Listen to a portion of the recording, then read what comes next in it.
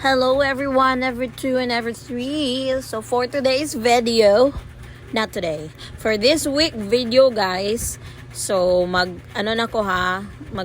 vlog ko for my weekend compilation. No! Bitaw zay, seryoso na ni. So kani siya nga vlog zay, kay i-share lang nako sa inyo ang ato ang pagbalik sa eskwela.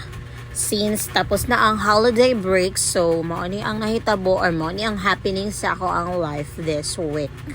Okay? So kani siya guys, mao ni ako ang first period or mao ni siya ako ang advisory nga section zay. So kani siya during that time sige jud ko discuss sa ilaha sa amo ang new lesson.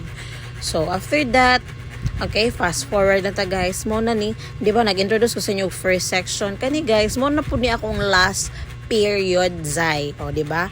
Isa po sa purpose ani na video guys is pag-promote jud ko anang lapel zay for teachers. Labi na tong hinay kay mga tingog, kanang gusto nila nga mapag-usog ang tingog nga abot jud sa likod nga ang voice dili magtabi. Fast forward, so this is the third day na guys sa ato ang vlogables. Muna ni siya ang moment guys na nagahulat na ko og masakyan na ako kay para dili ko malate sa ato ang workables. So isa po sa purpose ani na video guys is nag-promote po ko anang bag na to from Yuto Bag. Check out na mo zay. For the hardworking ang inyong Joestra guys. So di ba?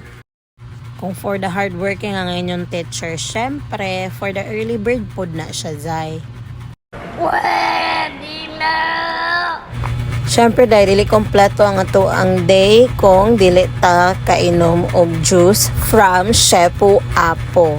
Yes, day, tinuod na mong nadungog, day. Isa na po na siyang video for promotion. Yes, day. Isa jud ang Shepu Apo, day, nga naka-help sa ako na malas akong cravings every day. Also, naka-help po siya sa ako adzay nga magbawas every day. Walay halong char, walay halong chemical, halong Shepu Apo lamang. So, i-shake-shake mo na yan! Bitaw, Zay, o gusto mo try ng Shepu Apo, Zay, available sa ako ang showcase o sa akong yellow basket. So, that's all for today. Thank you for watching, everyone. Goodbye!